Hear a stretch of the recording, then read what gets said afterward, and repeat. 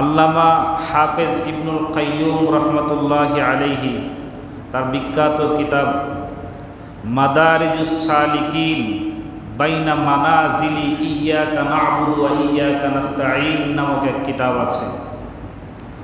ওই কিতাবে লিখেছেন সবর বা ধৈর্য তিন প্রকার।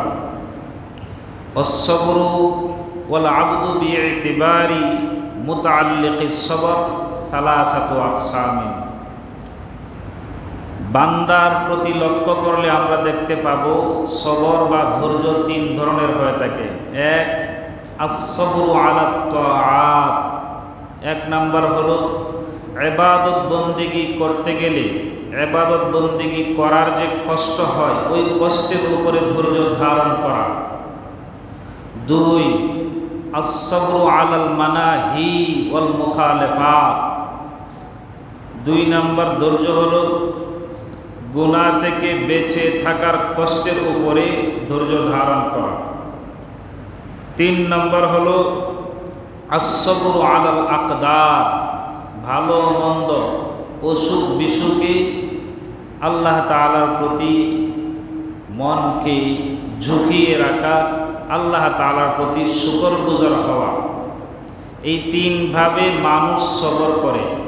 আবারও বলছি, এক নাম্বার ইবাদত বন্দেগী করতে গেলে কষ্ট হয়, এই কষ্টের উপরে সবর করা, ধৈর্য ধারণ করা। দুই নাম্বার পাপ থেকে নিজেকে বিরত রাখলেও একটা কষ্ট হয়, এটাকেও সবর বা ধৈর্য বলা হয়।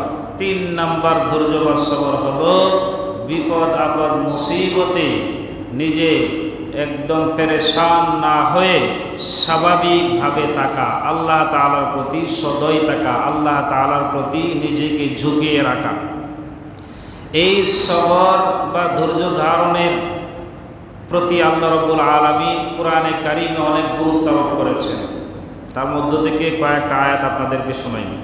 আল্লাহ তাআলা বলেন, ইয়া আইয়ুহাল্লাযীনা আমানুসবিরু ওয়া সাবিরু ওয়া রাবিতু ওয়াত্তাকুল্লাহা লাআল্লাকুম তুফলিহুন। আল্লাহ রাব্বুল আলামিন বলেন, হে ঈমানদারেরা, তোমরা যারা ঈমান আনয়ন করেছো, ওয়াসবিরু ধৈর্য ধারণ করো, ওয়াসাবিরু শুধুমাত্র নিজেরাই ধৈর্য ধারণ করবা না, পরস্পরে ধৈর্য ধারণ করার প্রতি প্রতিযোগিতা করো।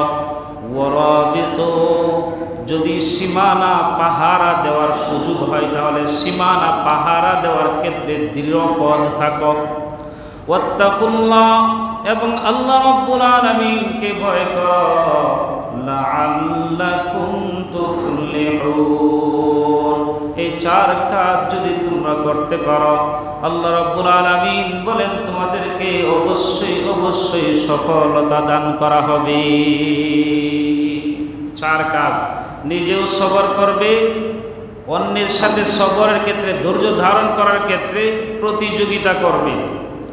তিন নাম্বার, কোনোদিন ইসলামী দেশের সীমান্ত পাহারার দায়িত্ব যদি চলে আসে তখন সে খুব কঠিনভাবে দায়িত্বশীলতার সাথে সে সীমানা পাহারা দিবে। চার নাম্বার, আল্লাহ তাআলার প্রকৃত ভয় অন্তরে ঢুকায় নিবে। এই চার গুণ যাদের ভিতরে আছে এরাই সফল। সবর বা ধৈর্যের গুরুত্বের প্রতি আল্লাহ রাব্বুল আলামিন দ্বিতীয় যে আয়াতে বলেছেন সে আয়াতটি হলো, ওয়ালানাবলুওয়ান্নাকুম মিনাল খাউফি ওয়াল জু'i ওয়া নাকসিম মিনাল আমওয়াল ওয়াল আনফুসি ওয়াস সামারাত ওয়া বাশশিরিস সাবিরিন।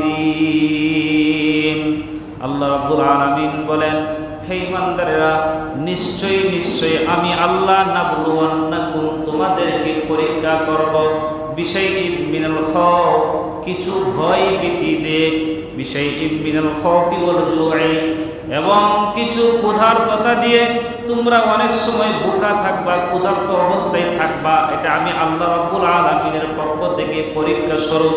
ওয়া নাকসিম মিনাল আমওয়ালি ওয়াল আনফুস, কোন সময় তোমাদের সম্পদ নোকসানের মাধ্যমে আমি আল্লাহ তোমাদেরকে পরীক্ষা করব। কোন সময় তোমাদের জান প্রাণকেও নোকসানের মাধ্যমে আমি আল্লাহ তোমাদেরকে পরীক্ষা করব। ওয়াসসামারাত, এবং ফসলাদি নষ্টের মাধ্যমেও কখনো তোমাদের ঈমানের পরীক্ষা আমি নেব। আল্লাহ রাব্বুল আলামিন বলেন, এই সমস্ত পরীক্ষা নেওয়ার পরে যারা উত্তীর্ণ হইতে পারবে, ও নবীজি, ওয়াবাশশিরিস সাবিরিন, যারা পরীক্ষা উত্তীর্ণ হইতে পারবে তাদেরকে আপনি সুসংবাদ শোনায়া দিন। তাদের দুনিয়া এবং পরকালে সুসংবাদ শোনায়া দিন। দুনিয়াতে শান্তি আর পরকালে পরম সুখের ঠিকানা জান্নাত লাভে তারা ধন্য হবে, যদি আল্লাহ রাব্বুল আলামিনের পক্ষ থেকে এই সমস্ত পরীক্ষায় উত্তীর্ণ হইতে পারে। সবরের গুরুত্ব সম্পর্কে আল্লাহ রাব্বুল আলামিন অন্য আয়াতে বলেন, ওয়ালামান সাবারা ওয়া গাফারা ইন্না যালিকা লামিন আজমিল উমুর, নিশ্চয়ই যারা ধৈর্য ধারণ করে এবং মানুষকে ক্ষমা করে দেয়, তাদের এই কাজগুলো হবে দৃঢ় সম্পর্কের ওই কাজ। যে সমস্ত কাজ মানুষ খুব গুরুত্ব সহকারে করে থাকে, কঠিনভাবে দায়িত্বশীলতার সাথে করে থাকে, তার মধ্য থেকে সবরও একটি, যে কাজটাকে করলে পরে মানুষ বলতে পারে যে সে দৃঢ়তার সাথে এই কাজটা আগে করেছে।